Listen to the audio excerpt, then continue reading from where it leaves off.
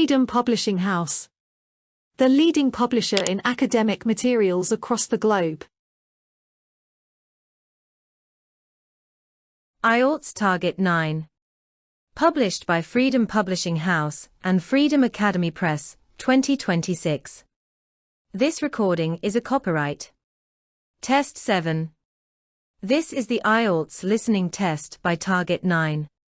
You will hear a number of different recordings, and you will have to answer questions on what you hear. There will be time for you to read the instructions and questions, and you will have a chance to check your work. All the recordings would be played once only. The test is in 4 parts. At the end of the test, you will be given 10 minutes to transfer your answers to the answer sheet. Now turn to part 1. You will hear a recording about a man calling a property consultant because he wants to inquire about renting a property. First, you have some time to look at questions 1 to 10.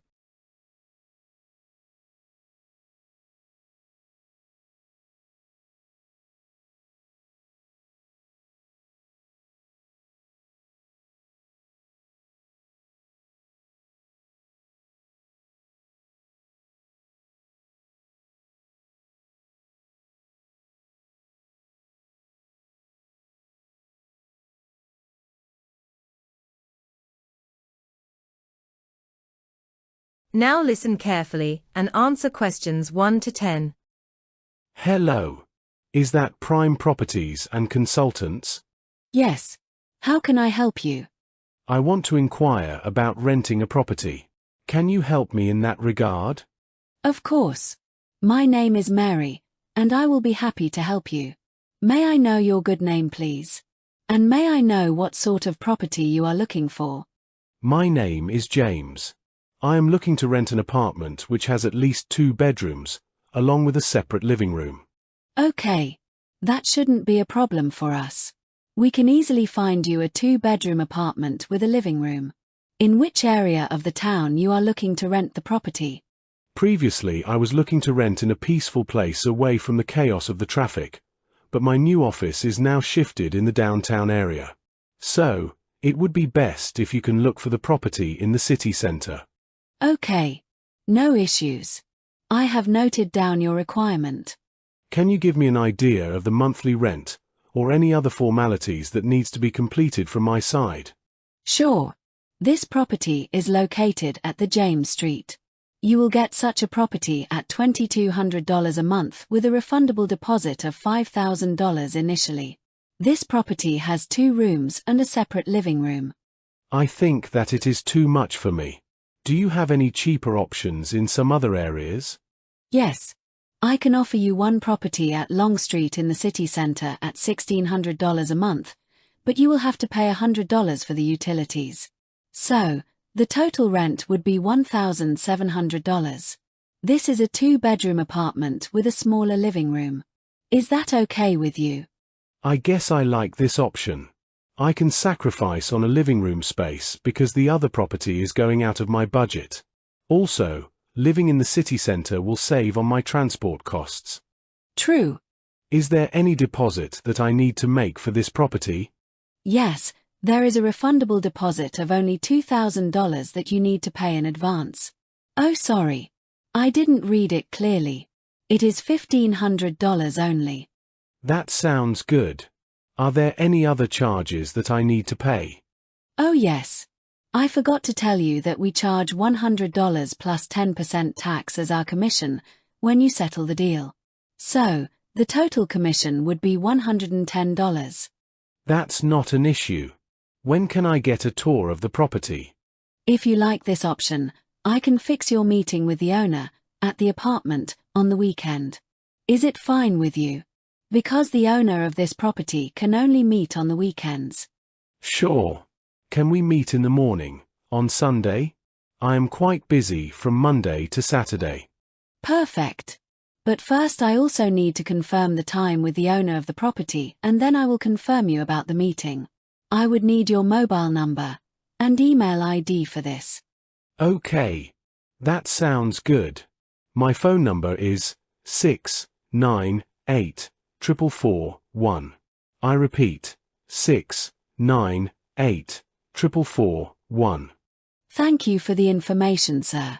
I will call you in a day or two, and will let you know about the meeting. Have a nice day. Thank you so much for the information.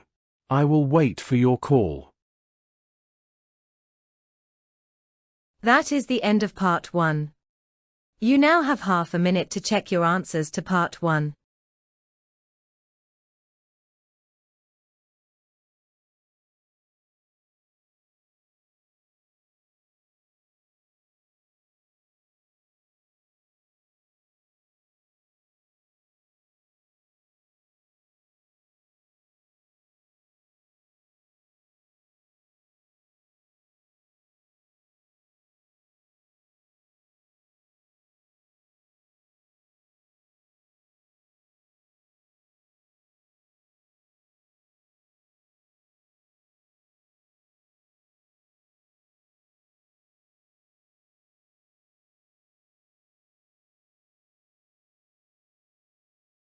Part 2.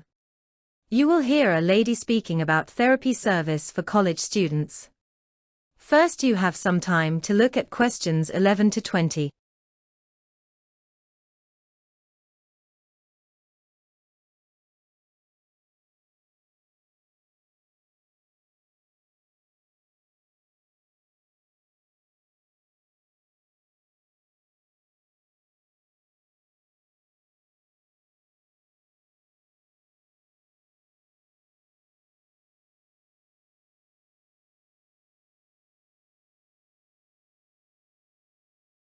Now listen carefully and answer questions 11 to 20.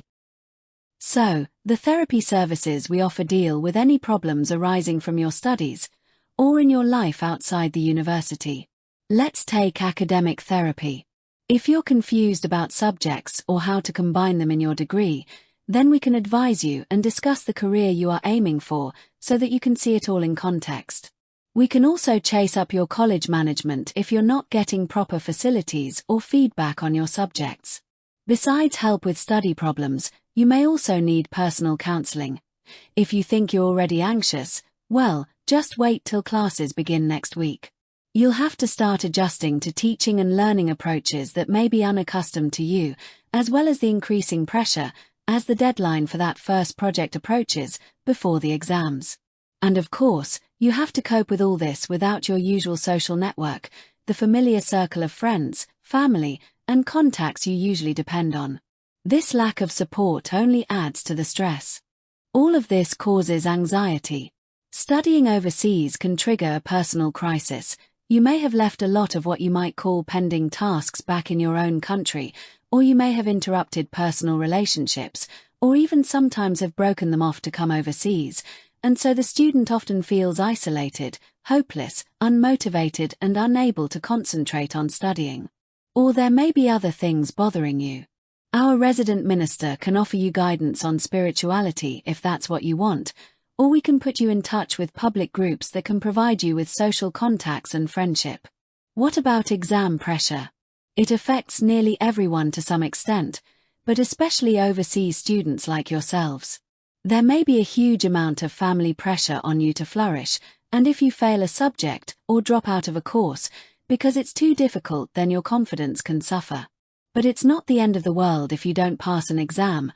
I had to resit first-year history, so I can certainly offer you a sympathetic ear. Anyway, exam failure can lead to worrying changes in the way you normally behave.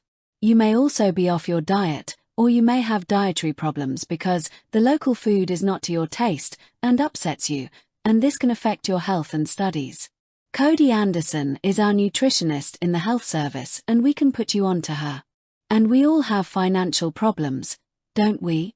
But remember, full-time students can get a low-interest loan of up to $500 to buy books and for similar study-related expenses. That's right. And you can up to $1,000 if you can't afford an item of equipment you need for your course, a musical instrument, for example. And it doesn't stop there. When you move into a flat, starting up expenses, including household equipment for it, can be covered by a loan through the welfare service.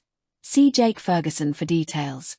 Well, last academic year, in spite of staff cuts, we counseled 330 international students for a total of 3,600 hours counseling, and, finally, we won all but just one of the 12 appeals that we launched on behalf of students. Not too bad for an understaffed service, don't you think? That's all from me. Thank you. That is the end of part 2.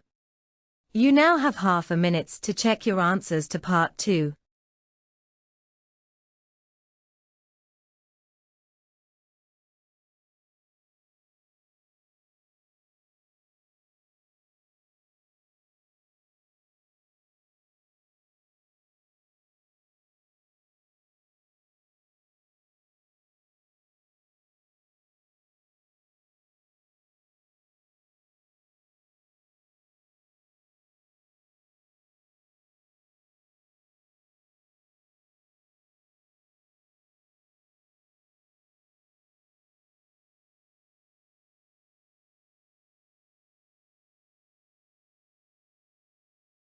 Part 3.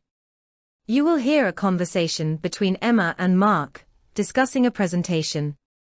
First, you have some time to look at questions 21 to 30.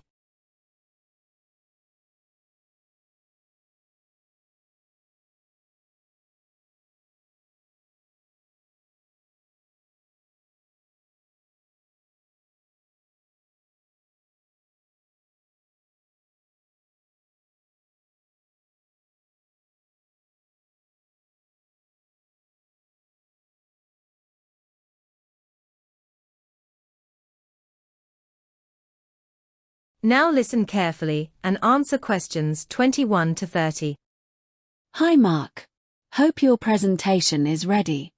Absolutely, Emma. I have done all the research and have all the work summarized. So what about you? Can you share your work with me so that I can get some ideas as well? Oh sure. I will be happy to do that. I think we should sit somewhere so that I can share my work and you can make notes if you want. Let's do that. Okay. So, tsunami is a series of waves in a water body that is neither caused by tidal waves nor by surface winds, but by the displacement of a large volume of water, typically in an ocean or a large lake. This displacement is most often the result of powerful geological events, such as underwater earthquakes, volcanic eruptions, or other types of underwater explosions, including detonations, landslides, glacier carvings, and even meteorite impacts. These disturbances, whether they occur above or below the water's surface, can generate a tsunami by pushing a massive amount of water in a very short span of time. Oh, I didn't know that. So, what causes tsunami, and is it different from tidal waves? Now, unlike normal ocean waves, which are formed by wind or tides, which are generated by the gravitational pull of the moon and the sun, a tsunami is unique because it is caused by a sudden shift in the position of water. One key feature of tsunamis is that their wavelength is far longer than typical sea waves. Rather than looking like a traditional breaking wave, a tsunami may initially resemble a rapidly rising tide. This is one of the reasons it is sometimes incorrectly called a tidal wave. However, it's important to note that this term is discouraged by scientists, as it wrongly suggests a connection to tidal activity.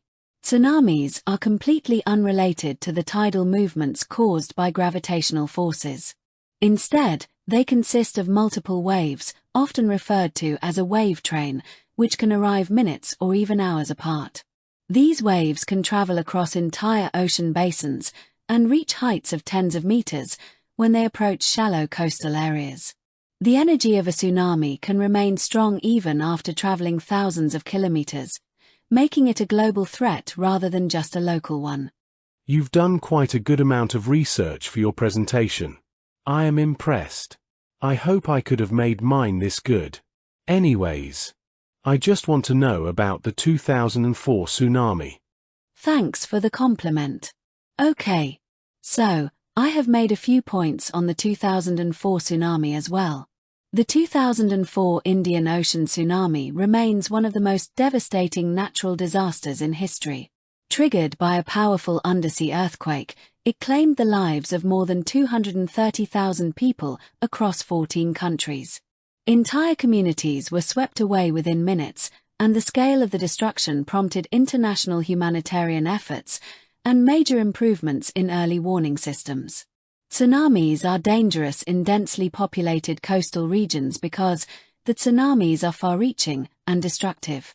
They also become colossal near the coastal areas. Oh, that's a lot of information that you have provided me with. I think I have enough points that I can add in my presentation to make it better. Wait. Just a few things left. Let me complete. So, before the term tsunami became common in English usage, scientists often referred to these waves as seismic sea waves, since earthquakes are the most frequent cause. However, this term also has limitations, as tsunamis can be triggered by a variety of non-seismic events. These include underwater landslides, volcanic activity, or even sudden changes in atmospheric pressure caused by extreme weather. In all these cases, the common factor is the sudden displacement of water, which generates immense energy capable of crossing vast distances in the ocean. That is the end of part 3. You now have half a minute to check your answers to part 3.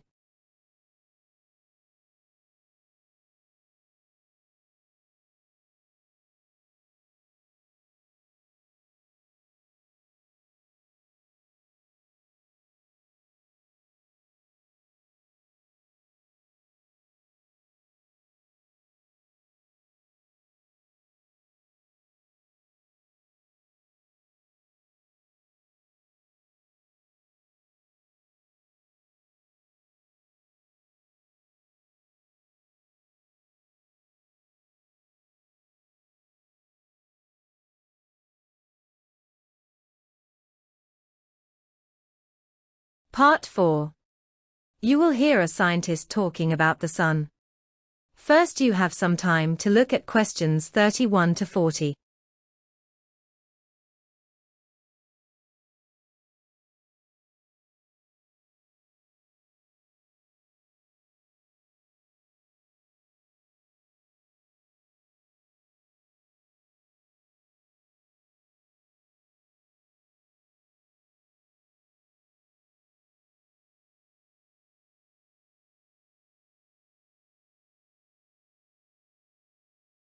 Now listen carefully and answer questions 31 to 40. Good afternoon, everyone. Today, I'm excited to talk about one of the most fascinating and essential objects in our universe, the Sun. As the closest star to Earth, it holds immense importance not only for life on our planet but also for understanding the broader workings of the solar system.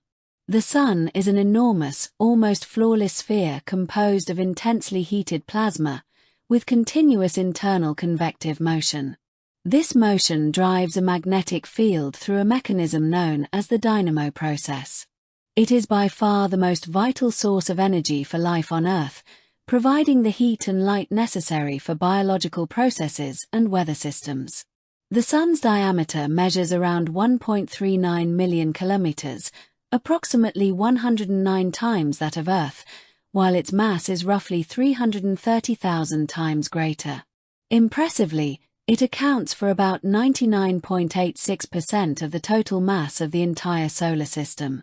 Its composition is primarily hydrogen, making up about 73% of its mass, followed by helium at approximately 25%, and trace amounts of heavier elements like oxygen, carbon, neon, and iron. In terms of classification, the Sun is considered a G-type main sequence star, specifically a G2V star. Though often referred to as a yellow dwarf, this label is only partially accurate.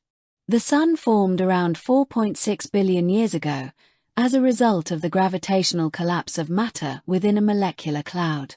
Most of the material was pulled toward the center to form the Sun, while the remaining matter flattened into a rotating disk that eventually became our solar system. Currently, the Sun is undergoing nuclear fusion in its core, fusing approximately 600 million tons of hydrogen into helium every second. This process also converts around 4 million tons of matter into energy per second, which eventually radiates as sunlight. Interestingly, although this energy travels at the speed of light once it exits the surface, it can take anywhere between 10,000 to 170,000 years to make its way from the sun's core to the outer layers. Over time, when hydrogen fusion in the core decreases and hydrostatic equilibrium is lost, the sun will undergo dramatic changes. Its core will become denser and hotter, while the outer layers will expand, transforming the sun into a red giant. At this stage, it is predicted that the sun could engulf the orbits of Mercury and Venus, and even make Earth uninhabitable. But don't worry, this won't happen for another 5 billion years. Eventually, the sun will shed its outer layers and shrink into a white dwarf, a dense and slowly cooling star that no longer produces energy through fusion, but still emits residual heat. The sun's significance has long been understood. Even ancient civilizations revered it as a deity. Its position and movement form the basis of the solar calendar, the system still widely used today. The energy output from the sun, known as the solar constant, is about 1,368 watts per square meter at 1 astronomical unit. That is, at Earth's average distance from the sun, which is perfect for Earth's livable conditions. However, due to atmospheric filtering, only about 1,000 watts per square meter reach Earth's surface under clear skies. This sunlight is composed of roughly 50% infrared radiation, 40% visible light, and 10% ultraviolet rays. Thankfully, our atmosphere blocks over 70% of the harmful ultraviolet light, especially the shorter wavelengths. The UV that does penetrate the atmosphere helps create the ionosphere, an electrically charged region in Earth's upper atmosphere that plays a crucial role in radio communication and GPS accuracy. That is the end of part 4 and the listening test. You now have 10 minutes to transfer your answers to an answer sheet.